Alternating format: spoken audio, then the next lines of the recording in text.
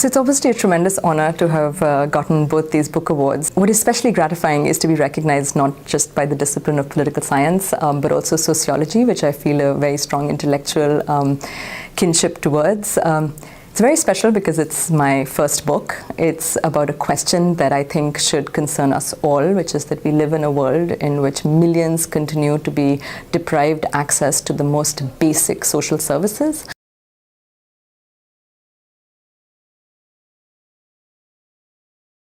So Indian states, for instance, are characterized by the same democratic regime and have virtually identical financial, electoral and legal institutions. Yet some states in India have enjoyed levels of social development, which I think of in terms of education and health, equivalent to those of middle-income industrialized countries. And other states in India have fared worse than the worst performing countries in sub-Saharan Africa. So there's a large and influential body of scholarship on the determinants of social welfare. And this book puts forward a novel and in some ways quite provocative argument about the power of a shared solidarity as an impetus for social welfare. So I combine multiple methods, a comparative historical analysis of 5 Indian states that goes back to the mid-19th century, and a statistical analysis of all Indian states that begins in the 1960s and goes up to the present period. And I argue that states in India that are characterized by a stronger degree of subnational solidarity, or what I call subnationalism, are more likely to institute and maintain a progressive social policy, which in turn leads to better development outcomes.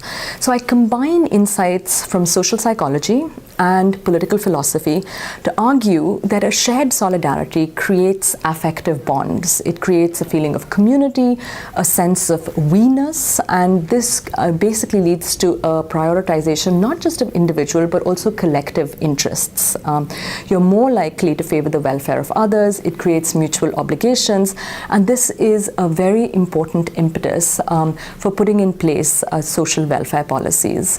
And such an argument actually marks a very important break from existing scholarship on social welfare that has tended to emphasize differences in levels of economic development, the presence of social democratic parties, the nature and extent of electoral competition, levels of ethnic diversity. And it also marks a very important break from arguments that have tended to take a very negative view of the implications of identity for social welfare. So in terms of both those scholarship, I think this is a very new argument.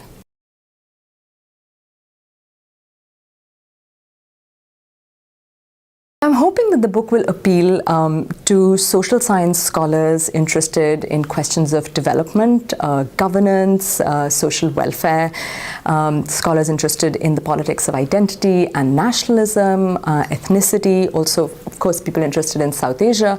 But I also really hope that it will be looked at by practitioners, because in many ways it comes up with a set of, I think, somewhat unexpected policy implications for how you can create a better welfare state for the citizens of a certain country.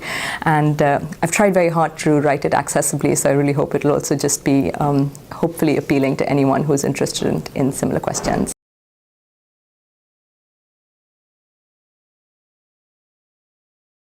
You should read this book because I think it puts forward a very new argument for a critical question, which is why do people in some places have a better quality of life as compared to people in other places?